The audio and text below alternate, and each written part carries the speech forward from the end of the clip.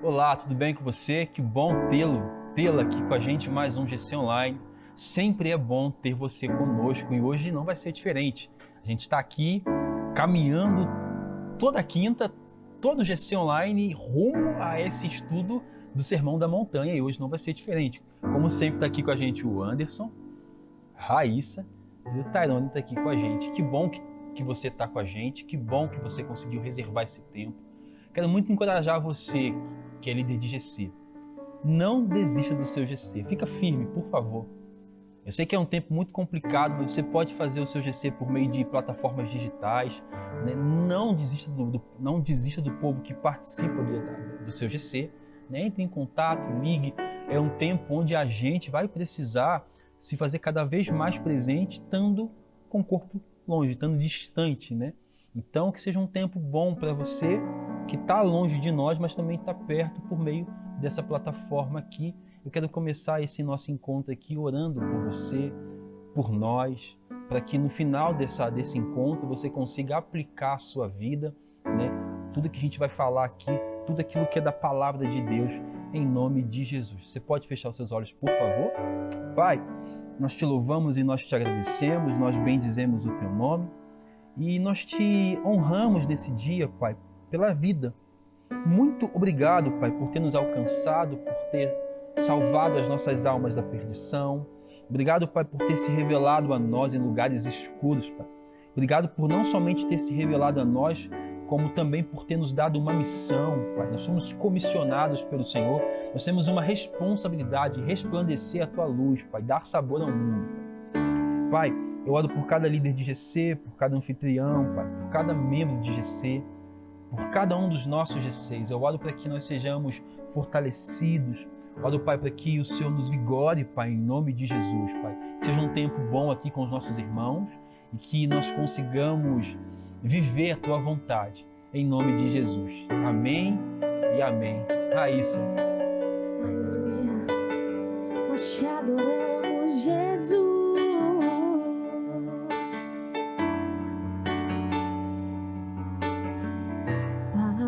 Que entre o Rei Jesus, o Rei da Glória,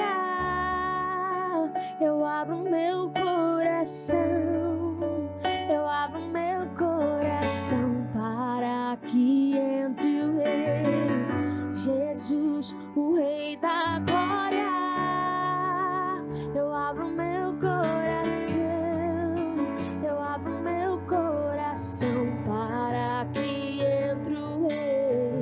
Jesus, o Rei da Glória, eu abro meu coração, eu abro meu coração, eu abro meu coração, eu abro meu coração, eu abro meu coração.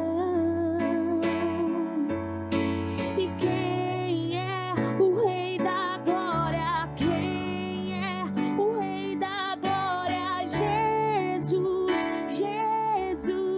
Ele é o Rei, Ele é o Rei. E quem é o Rei da Glória? Quem é o Rei da Glória? Jesus, Jesus, Ele é o Rei. Então me leva à sala do trono e mostra a Tua beleza. Eu quero ver Tua face, Deus, me leva, e mostra a Tua beleza. Queremos ver Tua face, Deus, Tua face. Me leva à sala do trono e mostra a Tua beleza. Quero ver Tua face, Deus. Lindo, lindo, lindo és. Glória, glórias eu te dou, Jesus, Jesus. Lindo, lindo, lindo és. Glória, glórias eu te dou, Jesus.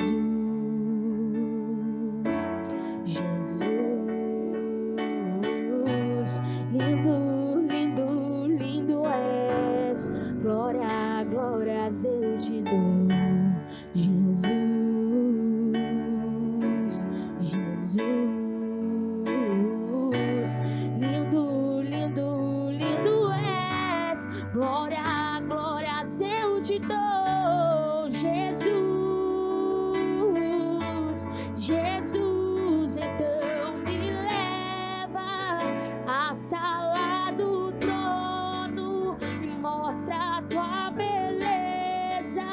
Eu quero ver tua face, Deus, me leva à sala do trono e mostra a tua beleza.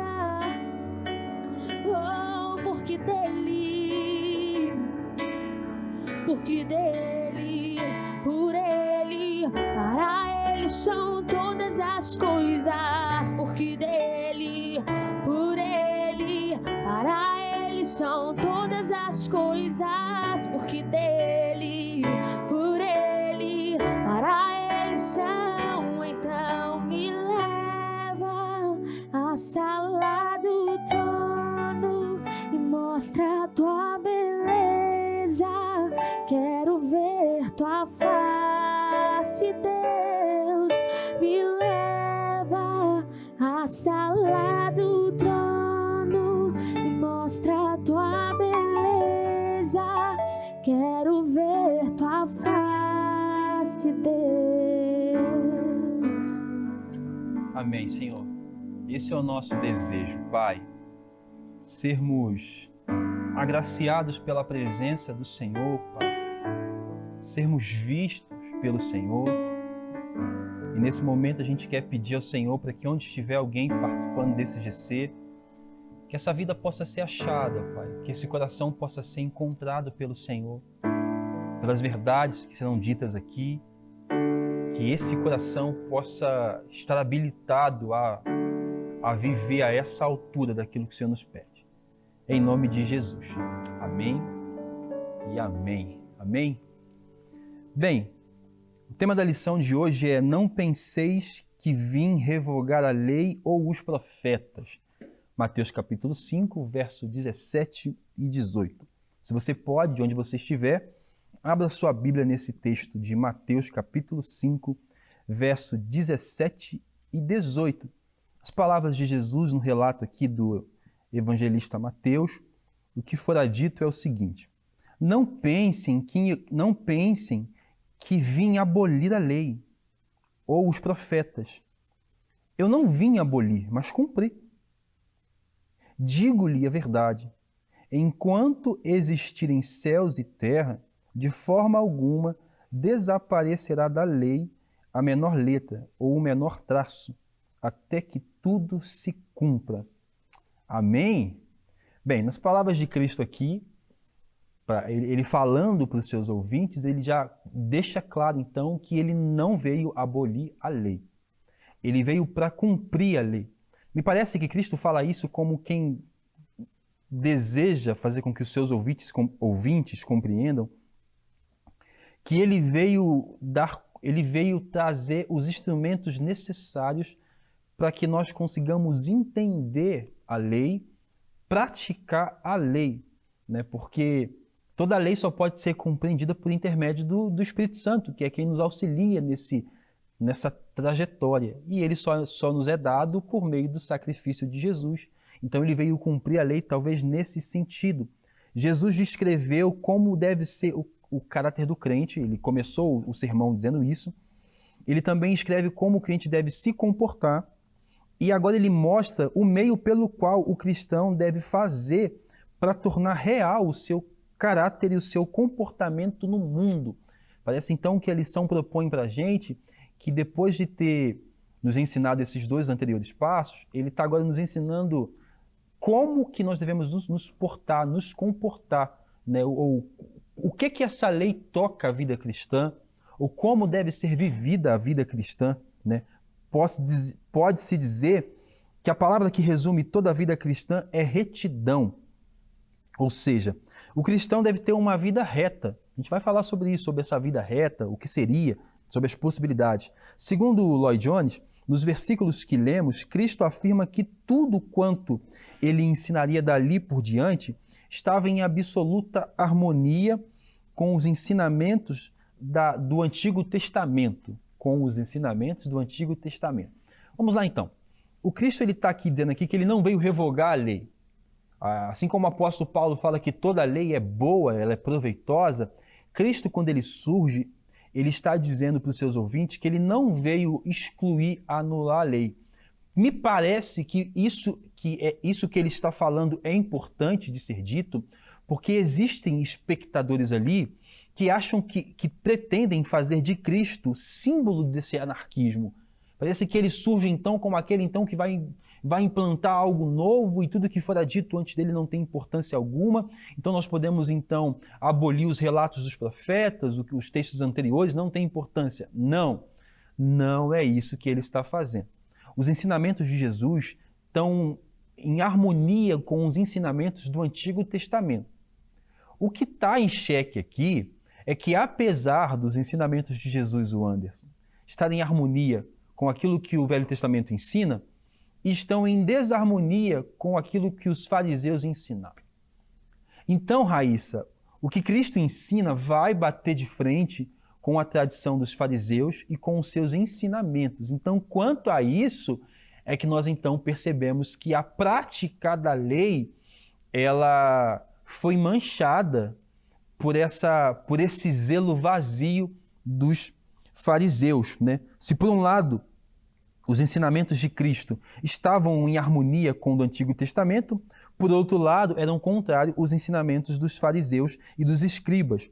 Jesus está contrariando e contradizendo esses homens abertamente. E aí, Anderson, você consegue diferenciar, você consegue perceber que o Velho Testamento está dizendo, narrando, não é nem sempre ou quase nunca é o que os escribas e os fariseus estão impondo às pessoas naquela época? Não, isso é muito claro quando é colocado em teste, né, quando é colocado em prática. Porque o que o Velho Testamento está nos trazendo, principalmente as leis que veio do Velho Testamento, ela vem muito para essa questão de dignificação, trazer uma forma mais civilizada, as pessoas se olharem, se tratarem. E quando aos escribas, ao ler tudo isso e a forma deles interpretarem, você via que eles expunham isso de forma de segregando, dividindo, expulsando as pessoas, elevando uns, rebaixando outros, e que é totalmente distorcendo o que o real ensinamento que a lei vinha trazendo. Destoa. Quando você coloca a prática entre os escritos, há um grande contraste. E é engraçado então que a gente então, diante disso, tem que pontuar que o Velho Testamento é importante para nós. Os ensinamentos dos fariseus que eram completamente equivocados acerca do que eles estavam lendo e interpretando. Porque a gente pode olhar para Cristo, para o surgimento dele, e pensar então que não há importância alguma no Velho Testamento, mas é o Velho Testamento que testemunha sobre ele. Cristo só é Cristo para nós por causa do Velho Testamento. Porque é lá no Velho Testamento que fala que promete-se um tal de um Messias, né, que no grego é o Christos, né, que é o ungido para realizar a obra que ele realizou. Então, a gente já começa aqui então trazendo essa diferenciação entre o Velho Testamento e os ensinamentos dos escribas e dos fariseus, que não é a mesma coisa, né? Então, o Jesus, ele não apenas ensinou uma doutrina baseada no Velho Testamento, né, que contraria os ensinamentos dos fariseus e escribas, né, que não estão de acordo com o propósito de Deus. Ele não somente faz isso publicamente, como ele também faz isso nos pequenos grupos, como ele também confronta esses homens também. A gente consegue perceber que em vários momentos do relato bíblico, Cristo está confrontando esses escribas, aqueles homens que eles detinham a interpretação da verdade, melhor, eles detinham o poder da interpretação e a conclusão que eles chegavam determinavam ser a verdade exclusiva. E nós percebemos que quando Cristo aparece, quando Cristo nasce, a prática da vida dele é completamente diferente, só que a vida de Cristo está completamente baseada no Velho Testamento. E é engraçado porque parece que Cristo está vivendo algo muito diferente, muito novo, muito distante, mas o que Cristo está vivendo é a proposta de Deus para que os fariseus e os escribas vivessem, só que eles estão interpretando a lei conforme eles querem, e por isso talvez ali tenha surgido também telespectadores que possam pensar assim, bem, esse Cristo ele vai ser agora a nossa referência de uma anarquia. Nós não precisamos mais da lei, nós não precisamos mais dos ensinamentos, nós não precisamos mais. E não é isso que ele está dizendo aqui, certo? Então, o que eu percebo nós falamos muito sobre um Deus que nunca mudou, um Deus que é o mesmo ontem, hoje e sempre. E isso é muito certo na palavra. Você vê que ele é o mesmo desde Gênesis a Apocalipse, nessa leitura que a gente faz, a gente percebe que ele tem o mesmo plano, o mesmo projeto, ele não mudou. E é muito comum a gente ver dois deuses, né, ou duas personas de Deus, quando a gente avalia o velho e avalia o novo. A gente pensa que o Deus do novo é um Deus mais brando, um Deus mais amoroso, e o Deus do velho é um Deus mais carrasco, um Deus do mal. Mas, na verdade, ele é o mesmo Deus, nessa revelação progressiva que ele vai tendo conforme a humanidade. Conforme a humanidade ela vai se evoluindo, ela vai crescendo, a gente percebe Deus também acompanhando isso na forma dele se revelar, e é gracioso. Então a gente não pode ver um Deus no velho e um Deus do novo, separando isso. Isso para nós é ruim para nossa fé, nossa compreensão de que temos em Deus, e principalmente dos nossos relatos, quando nós que hoje estamos nessa função de ler a palavra e trazer explicação, orientar as pessoas, a gente não tiver essa compreensão de um Deus único, um Deus de propósito, um Deus que está numa missão, a gente vai fazer leituras super aleatórias, totalmente soltas, e interpretar e passar um Deus totalmente diferente da Bíblia. E o perigo disso também é que nesse nosso afã de tentar deter toda a verdade e ter resposta para tudo, a gente pode acabar colocando um jugo muito pesado sobre pessoas. Porque, de fato, o que Cristo está vivendo é tudo no Velho Testamento. A vida dele, ele quando foi tentado, ele está respondendo com Deuteronômio. A vida dele é baseada no Velho Testamento. A vida dos fariseus e dos escribas, que é uma incógnita. E é por isso que lá em Mateus mesmo, Cristo fala assim, olha, façam o que eles estão falando, mas o que eles vivem não. Não vivam iguais eles estão vivendo. Por quê? Porque a vivência desses homens que detinham a informação, que detinham a interpretação e que detinham o privilégio sobre a verdade, desmerecia tudo aquilo para onde o Velho Testamento apontava. O Velho Testamento está apontando para Cristo.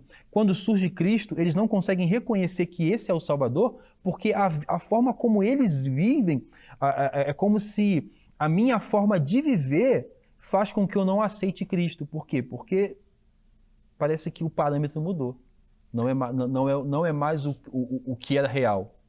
Então, principalmente dessa forma, nós que somos jovens, né, nós temos uma linha muito de que nós queremos abrir mão da nossa história. Nós vemos Cristo, ele dando continuidade, ele conhecia a história do seu povo, ele conhecia a história do projeto de Deus, e ele é acompanhado com essa história. Nós não podemos caminhar sem dar as mãos à nossa história, ao nosso passado, essa construção que vamos tendo, né, essa bagagem que vamos tendo. E nós jovens somos assim, principalmente eu falo, a gente quer ser esse anarquista, né?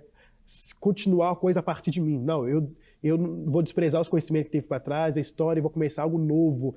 E esse sentimento de busca da novidade, às vezes ele é tão errado para nós, porque a gente abandona muita coisa. E sem passado, sem raiz, a gente não consegue fazer algo forte, algo certo.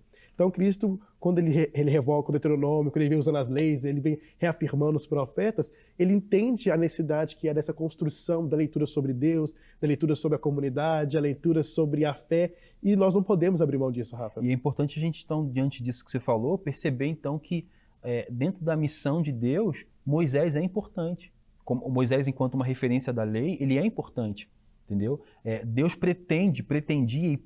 pretendeu naquele momento revelar-se ao seu povo por meio deste homem chamado Moisés, porque corre o risco também de, nesse nosso anarquismo revolucionário, às vezes jovem, não percebermos que Moisés ele estava construindo algo para que quando Cristo se revelasse ficasse ainda mais latente. Porque o que é dito sobre a lei é que a lei nos foi dada para mostrar nossa incapacidade, né? E aí sobre revogar a lei, o que o texto diz para a gente é que Cristo ele não veio revogar a lei, mas veio cumprir plenamente. Ele veio fazer o que a gente não consegue fazer. A gente não consegue cumprir a lei. A lei revela que nós seremos e somos condenados, ok? É por isso que ao cumprir a lei, quando ele cumpre a lei, ele nos salva e nos dá o seu Espírito, que é o que nos capacita a obedecer. Então ele veio cumprir plenamente o propósito de Deus, revelado lá no Antigo Testamento, né? Dando à lei e aos profetas aquilo que faltava. Então faltava algo aos profetas. Você sabe que o Velho Testamento ele não está completo, ele está apontando para algo. Então Cristo veio como cumprimento, com a parte que falta, né? Ele veio nos dando o Espírito Santo para que a nossa interpretação não seja simplesmente produto do intelecto, mas sim de uma vida piedosa, de uma vida de submissão, de alguém que pretende aprender com Deus, né? O Espírito Santo nos foi dado para interpretar a lei e o poder para pô-la em prática. Tudo isso Cristo nos deu por meio da sua obra salvadora. Então esse argumento de que então Cristo aboliu a lei não importa mais, não tem lei, não é bem por esse caminho, não. Cristo cumpriu toda a lei, a sua vida e vinda na terra nos chama a viver essa lei, entendeu? Por amor a Cristo, ok? Já de uma outra forma, os fariseus, os escribas, eles viam na lei uma forma de mérito, de obterem mérito.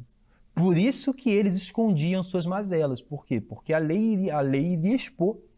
Então, ao olhar para Cristo, nós percebemos que o quê? Que nós podemos ser o que somos, nós podemos obedecer à lei, e naquilo que nós faltamos com a lei, Cristo completa. E ele não coloca um peso, né? Que é justamente aquele texto de Mateus, quando ele fala assim, você que está cansado e sobrecarregado, é justamente por esse peso que os fariseus e os escribas jogavam sobre as pessoas. Quer falar algo, Raíssa? É bem interessante que se a gente for caminhando pelo GC, Jesus vem primeiro falando sobre a característica do discípulo, para a gente ser sal da terra e luz do mundo, e agora ele vem falando do nosso eu. E é muito interessante porque às vezes a gente tem costume de, vamos só do Novo Testamento em diante. Porém, Apocalipse volta, né? é super importante a gente frisar nas leis, porque a lei, Jesus veio sim para cumprir a lei e trazer uma nova visão para essa lei, uma visão de reino, e através da vinda de Jesus que nós conseguimos cumprir essa lei, através do sacrifício dele. Eu percebo que ele dá sentido à lei. Sim. Então, assim, no Velho Testamento, as pessoas às vezes cumpriam, mais ou menos, sem saber o porquê, muito dessa taxação. Às vezes apenas por uma obrigação. Por medo. Por medo, sem compreender. Aí, na hora que Cristo revela essa face amorosa, né, mais do que já é revelado no Velho Testamento, ele vai mostrar essa forma humanizada, ele vem trazendo isso e traz um real sentido, né? As pessoas agora, elas entendem por que fazem e têm amor por isso. E é importante também a gente pensar no contexto em que essa lei é dada, em que os homens vivem sob a lei. Uhum. Porque aquele que não obedece, ele tá sempre debaixo de um holofote sendo visto e ele está sempre sendo menosprezado. Então, todo mundo obedece, mas é como o mesmo apóstolo Paulo fala, é como se fosse um zelo vazio de entendimento. Uhum. Eles não entendiam por que tinham que obedecer, não fazia sentido, né? E a lição pergunta algo para a gente aqui bem, bem desafiador. Eita. Na lição de hoje há uma pergunta que é assim: alguma vez você já se deparou com ensinamentos errados, contrários à verdade, dentro da igreja? E aí, Anderson? Alguma vez o Anderson já se deparou com ensinamentos errados dentro da igreja? Sim, já deparei, deparo com eu já ensinando por muitas vezes, eu aplicando. E o que me fez identificar qual que é o ensinamento errado em meio a tudo isso é quando o nosso discurso ele é muito distante da prática. Enquanto o sermão no domingo ele não consegue ser aplicado nas segundas-feiras. Eu vou falar por mim, não quero jogar responsabilidade sobre ninguém. Eu já fiquei muito tempo ensinando nos palcos, essas coisas. E quando eu fui convidado a trabalhar numa comunidade em específico, numa favela mesmo, aglomerado, e onde que eu tinha o costume de fazer sermões, dar sermões aos domingos. E quando eu tive essa prática mais do pastoreio, de ir nas casas, visitar, eu comecei a ver um vazio entre as minhas mensagens, muitas incógnitas começaram a surgir. Porque o que eu pregava no domingo, quando eu ia aplicar na casa da senhora, do irmãozinho, quando eu ia visitá-lo na segunda ou na terça-feira, eu falava assim, nossa, a minha mensagem não é condizente com o dia a dia dele. Então eu via que ela era vazia, e muita coisa que eu falava era muito incoerente com a realidade e com a vida. Eu percebo que os nossos discursos, eles tentam cada vez mais tentam nos desumanizar, enquanto Cristo quer nos fazer verdadeiros humanos. Então eu acho que eu percebo alguns erros que eu cometi, alguns erros principalmente nos palcos atuais, é essa tentativa de transformar pessoas em santos e anjos, em semideuses, e não no humano que Cristo quer fazer por meio das leis. E existem vários outros erros que tanto você presenciou como você pode ter cometido. Eu mesmo cometi e cometo vários erros, né? A esses erros que a gente continua cometendo, a Bíblia dá o nome de um processo chamado santificação. A gente vai errar, ok? E para você ter paz com os seus erros e paz com Deus por meio de Cristo que morreu por nós, você precisa aceitar que você é um ser humano. E a lei, ela não está negligenciando isso. A lei é dada para dizer que você é gente. E uma vez que você se percebe como gente falha, que peca e que erra, volte-se para Cristo. Entendeu? Então, acho que alguns dos ensinamentos errados, por exemplo, acho que o principal ensinamento errado que eu vivi dentro da igreja em alguns momentos me foi ensinado que eu era suficiente como quem quase que sobre-humano, né? Tudo dependia de mim. Tudo você pode e não posso sempre, entendeu? Nesses momentos eu percebia que o ser humano Rafael era negligenciado. E engraçado também porque ao mesmo tempo em que eu fui ensinado errado em vários aspectos, eu também ensinei errado.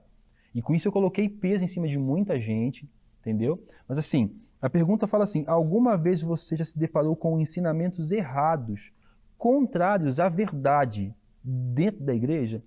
Inúmeras vezes. Você, Raíssa, alguma vez já se deparou com ensinamentos que contrariavam a verdade? Com certeza. E não só ensinamento, como as práticas, porque às vezes é nos dado um padrão. Você precisa seguir isso, isso e isso, é uma norma. Você seguindo isso, você vai ser super espiritual, você vai ser santo, e é isso, só segue, nem me pergunta o porquê. Então eu acho que isso tem se tornado um cotidiano no meio do povo. Acho que algo tem que ser. E é um padrão que é tão desumano que ninguém consegue cumprir. Nem Sim. aquele que fala consegue cumprir e ele cobra do outro, né? E acaba parâmetros altos demais para o outro conseguir. E acaba então que a gente se vê então nesse erro específico, a gente se vê obrigado a ter que criar personagens, porque se eu não consigo suprir ou cumprir a lei, né, melhor nem a lei, se eu não consigo cumprir a interpretação equivocada da lei que me foi ensinada, eu vou criar um personagem que consegue. E aí então eu acabo me tornando o quê? Um próprio fariseu, entendeu? E é contra isso. Cristo, ele não está militando ou lutando contra o Velho Testamento, contra os profetas. Ele está lutando contra os ensinamentos dos fariseus. É os ensinamentos.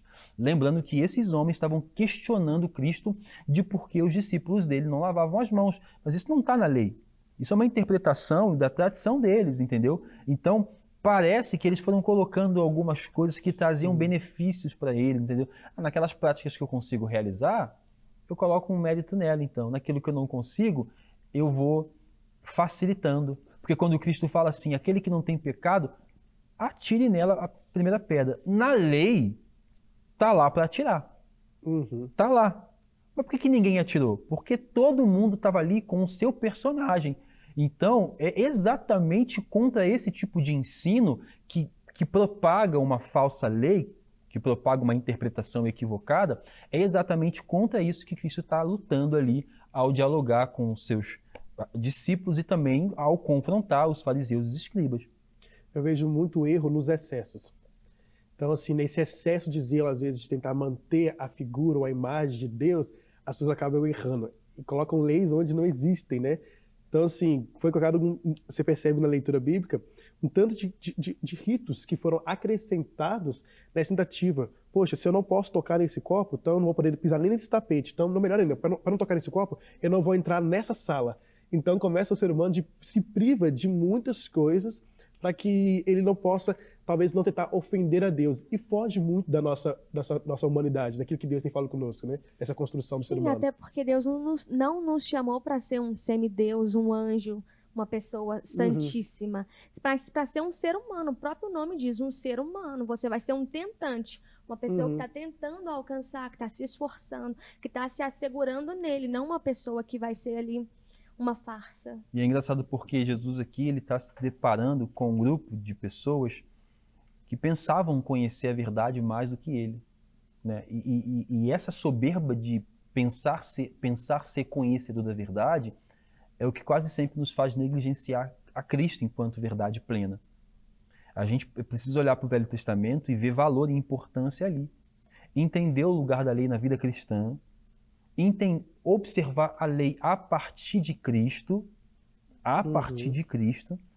entender que é essa observação, essa observância que nos capacita a testemunhar, não esconder as nossas mazelas por causa dos falsos ensinos, entendeu? Ser resposta também para essas vidas e lugares onde ainda tem muitos equívocos que às vezes soam pesados, parecem muito mais um fardo nos ombros de muita gente, né? O objetivo dessa lição hoje é conhecer a Bíblia e o que ela ensina, né, de forma correta, a conduzir o cristão a se submeter a esses ensinamentos, às verdades dos ensinamentos bíblicos, entendeu? Cristo ele foi muito questionado e submetido a mal-entendidos porque um grupo se achava detentor da verdade, né? E ensinava coisas erradas sobre as Escrituras, né?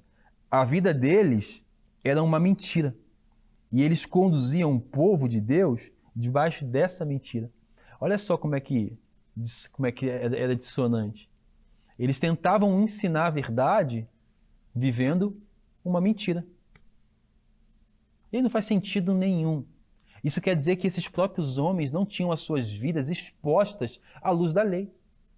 E a lei, gente, ela nos foi dada, de uma forma mais ampla, assim, em geral, a lei, ela mostra para a gente a nossa incapacidade. A gente não consegue sozinho.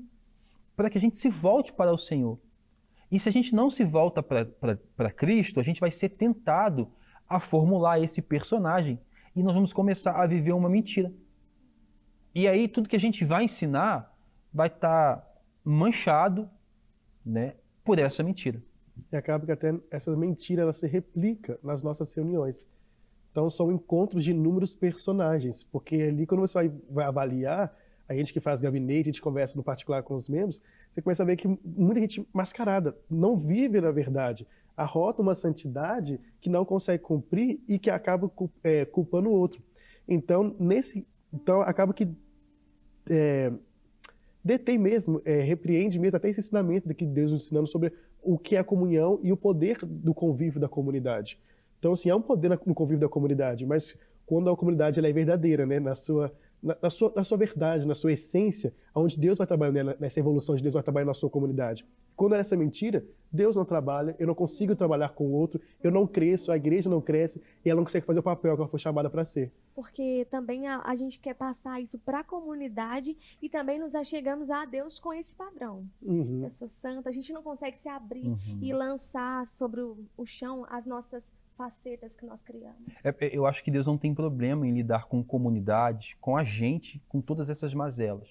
Deus conhece todos os meus personagens, todos os nossos personagens.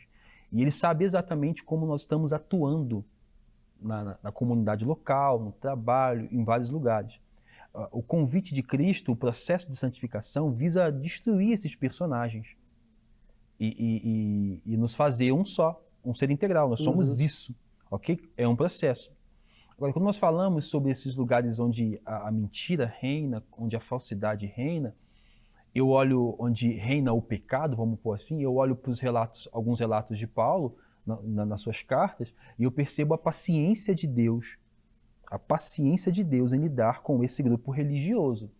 Entendeu? Você percebe Cristo debatendo com os religiosos aqui? Por quê? Porque talvez, assim como Nicodemos, lá de João 3,16, religiosos podem se converter, podem serem convertidos também.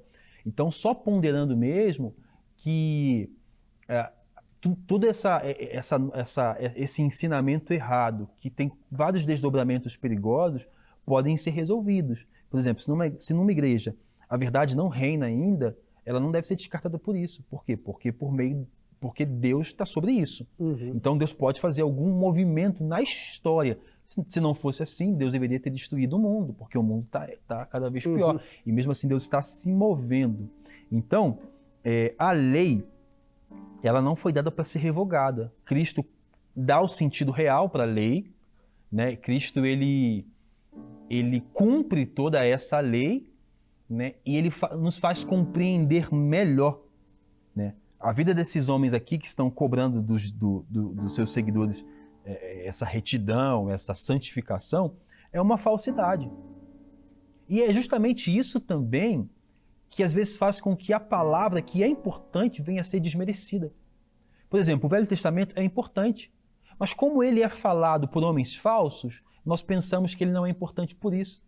Cristo veio desassociar, olha, isso aqui é importante, isso aqui que fora dito por eles é que não tem importância alguma, né?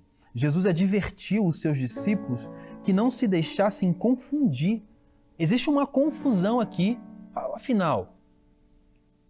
Se Cristo está combatendo os fariseus, é sinal então de que o Antigo Testamento não é importante. Não. Cristo combate os fariseus para dizer que o Velho Testamento é importante, mas que os ensinamentos dos fariseus não são importantes. Entendeu? São inviáveis, é pesado, é um jugo pesado sobre os discípulos, né? Tampouco ele advertiu seus discípulos para que não se confundissem e tampouco se deixassem influenciar pelas críticas dos falsos religiosos e daqueles que eram contra ele.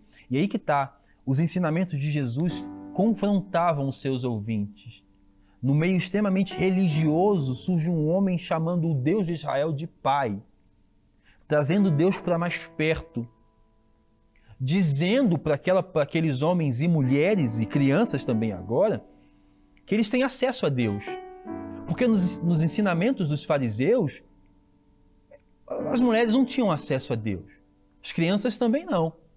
E agora surge alguém dizendo, por meio da lei, que Deus pretende estar acessível e perto de um grupo que os fariseus diziam que não podia estar. Olha só que confronto que eram os ensinamentos de Cristo. Eu percebo que o que mais confrontava mesmo é essa liberdade com que Cristo andava. Essa liberdade, para quem é preso em alguma prisão, ela é chocante, ela é escandalosa. Mas a liberdade ela só tem sentido, só faz sentido eu ser livre se eu for livre para amar. Então o que Cristo faz? O Cristo ele vem se libertando de todas essas prisões, né? Vem mostrando, não há necessidade de você ficar preso nisso, nessas tantas de regras que você mesmo impôs para cercar, se você não consegue amar a partir disso. E, né? É a isso que nós damos o nome de religiosidade.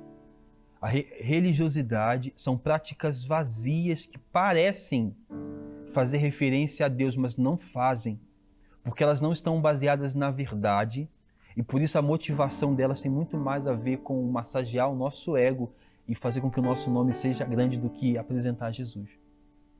Cristo está nesse cenário, dizendo para um bando de gente assim, não, o problema não é o Velho Testamento, o problema são os intérpretes.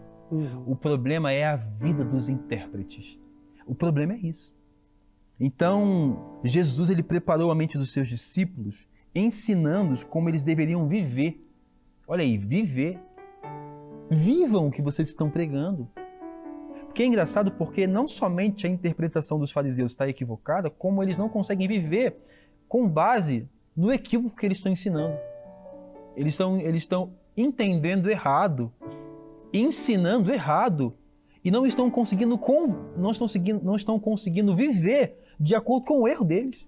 E o pior ainda, né, é aqueles que estão na porta que não entram e também não deixam o outro entrar.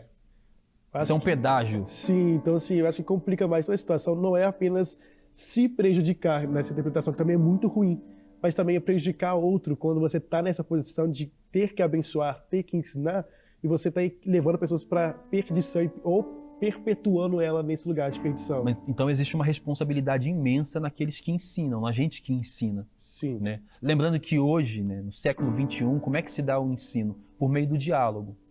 Por meio do diálogo, porque em nenhuma sala de aula, em nenhum GC, alguém vai falar se essa pessoa sentir que é um monólogo, que só o Rafael fala. Né? A gente aqui fala, a gente vai crescendo junto, mutuamente, é uma troca. Né? A gente está compartilhando reflexões e vendo o que se aproxima melhor daquilo que nós julgamos ser a realidade, a verdade. Entendeu? Tem várias pessoas que às vezes julgam que alcançaram a compreensão real da verdade e ainda não é isso, entendeu? Então, para esses que ensinam, para nós que ensinamos, a gente tem que ter muito essa humildade de reconhecer que a gente não detém toda a verdade, que nós temos os nossos equívocos, que é possível aprender com quem se é menor, com quem se é maior, que é possível de um diálogo nós chegarmos mais perto do que é real e do que é verdadeiro. É possível que eu, Rafael, esteja equivocado quanto a vários ensinamentos da verdade, mas que nesse diálogo entre nós quatro aqui, e mais você que está participando com a gente, eu consiga pensar, nossa, eu estava equivocado quanto a esse ensino. Não é isso. Tudo com o quê? A partir dessa comunhão. Essa humildade, né, Rafael? De crescer de forma mútua, né? Para aprender e para ensinar, tem que ser humilde. Então, assim, às vezes a gente quer ser humilde apenas para aprender, mas para ensinar também, nessa compreensão de que todo mundo tem algo para nos acrescentar e ninguém sabe o suficiente, né? E essa compreensão, principalmente no tempo de hoje, onde todo mundo tem resposta para tudo e você foi formado para ter resposta para tudo, é difícil, mas há essa cobrança daqueles que são humildes de espírito, né? Isso que é importante. A vida cristã, ela não deve ser vivida com esse peso de ter resposta para tudo. Ela deve ser vivida à luz de Mateus capítulo 6, quando Cristo faz a oração do Pai Nosso. Eu tenho uma parcela que eu vou partilhar com eles. Você tem uma parcela que vai partilhar conosco. E assim por diante. Você que está participando do GC Online, você recebeu de Deus uma parcela para você partilhar com outros e outras. Porque você já entra num diálogo, numa conversa, num GC, numa igreja, numa empresa, em algum ambiente, como o dono da verdade, o dono da verdade absoluta, não tem mais para onde eu ir. Parece que eu já cresci tudo. Entendeu? Isso é muito perigoso, né? Atualmente, muitas pessoas parecem acreditar que podem simplesmente crer em Jesus e que não precisam se preocupar em seguir aquilo que a Bíblia ensina ou aquilo que a Bíblia nos traz como diretriz. Existe às vezes assim como há um pouco de dificuldade, de indiferença com o Velho Testamento, eu percebo um pouco de indiferença com a Bíblia enquanto palavra de Deus também, né? Muito causado por nós também, pelos nossos equívocos, mas eu percebo que a gente não aponta mais as pessoas para aquilo que Cristo ensina na palavra. A gente aponta para aquilo que a gente teve enquanto experiência. Então, assim, você entende que a experiência do fariseu era base para ensinamento e por isso era equívoco? Quando eu pego alguém e eu levo esse alguém para aquilo que a palavra está ensinando, mesmo que eu cometa os erros, o meu desejo, a minha motivação foi levar a pessoa para aquilo que a palavra ensinava. Esses homens aqui não, eles estabeleceram parâmetros inatingíveis para que eles primeiro recebessem essa glória de que nós alcançamos onde ninguém mais vai alcançar. Eu percebo que essa construção do personagem não é somente nossa. Parece também que eles constroem um personagem de Deus. De um Deus que é diferente do Deus real. É um Deus que eles não encontram na Bíblia. Então esse Deus que eles são devotos, a vida deles são totalmente debruçada aos pés, é um Deus distante da Bíblia e do ensinamento, porque eles não conseguem capturar, né? Para eles fica tão real a questão da tradição de lavar as mãos, que eles criam uma imagem de um Deus que quando vai se relacionar com ele, está pedindo assim, lave suas mãos. Antes de chegar até mim. Faça isso, faça aquilo, entendeu? Isso que o Anderson falou é muito importante. Esses equívocos dos ensinamentos fazem sim com que nós criemos deuses, imagens e ídolos que vão criamos um Deus que vai se relacionar conosco a partir daqueles lugares onde nós descansamos do nosso mérito. Porque se para me relacionar com Deus eu preciso levantar as minhas mãos, logo então eu crio um Deus que vai pedir aquilo que eu sei que eu posso fazer. Isso é tão presente que, por exemplo, nós temos práticas nos nossos louvores, ou no período de louvor, né? A gente levantar a mão, fechar os olhos. E quando a gente não faz isso, ou de alguns ritos, né? Orar antes de alguma coisa, ou quando você muda a ordem disso, poxa, você está descumprindo, Deus está chateado com isso. Você vê né? o irmão ali no momento do louvor, aquele irmão está sentado. Não está bem com Deus. Não está bem com Deus. Porque a gente estabelece algumas leis que vão mudando a nossa forma de ver. Isso é muito perigoso, porque a gente começa a segregar, a gente começa a dividir, a gente começa a separar por castas, quando na verdade o ensinamento bíblico é o caminho que todos nós vamos juntos percorrendo rumo a a esse retirar desses equívocos, né? Como pode o homem, é uma pergunta, como pode um homem rejeitar o erro se ele não conhece a verdade? Olha só, como que alguém pode falar assim, eu não quero mais viver isso, que está errado, se ele não sabe que está errado? Então, o que o Anderson falou é muito importante, porque os fariseus, além das escolhas que eles faziam para suas vidas, eles negligenciavam essa oferta de salvação para outros e outras. Eles negligenciavam que muita gente poderia alcançar a verdade, né? Como pode um homem argumentar que de fato Cristo é o Messias, o Salvador, se ele nem compreende a sua necessidade de ser salvo? Aplicação dessa lição. Jesus nos diz que nada da lei, Jesus nos diz que nada da lei, e por lei aqui entenda o Antigo Testamento, pode ser removido. O Antigo Testamento é importante. Eu sou apaixonado pelo Antigo Testamento. Tem alguns textos que são mais difíceis, tem alguns que parecem que são mais chatos. Chega naquela parte de Levítico, você fala, meu Deus do céu. Você pega ali Gênesis, que parece que é interminável, é um pouco mais complicado, mas toda a beleza do Novo Testamento, o Novo Testamento só é belo e resplandece e é grandioso por causa do Antigo Testamento, que vem preparando o caminho. Então, naquele tempo do Antigo Testamento, ele era a única parte da Bíblia que os judeus tinham, né? Então compreendemos que Jesus estava dizendo que tudo que estava escrito ali era importante, é importante. E eu sei que no Antigo Testamento tem práticas que não são para nós hoje, mas é importante. A nossa fé judaico-cristã não pode negligenciar o judaico para tentar ser cristão, não tem como. Quando a gente para ler Gênesis, nós temos que entender como que um judeu leu Gênesis. Entendeu? Para a gente não pensar que a gente está lendo, tentando trazer uma novidade para a nossa fé, que é muito mais recente do que a fé do judeu. O que mais aqui? Bem, nós não devemos desprezar jamais o conhecimento da revelação escrita do próprio Deus. Ler a Bíblia e buscar compreendê-la deve ser um anseio para todo cristão. Então, se tem uma missão que a gente precisa ter, que essa lição propõe para a gente, é esse diálogo também com o próprio Deus. Né? O que de Deus se pode conhecer se faz revelado também pelas Escrituras. E no Velho Testamento, Deus está se revelando, e Ele é o mesmo Deus de hoje.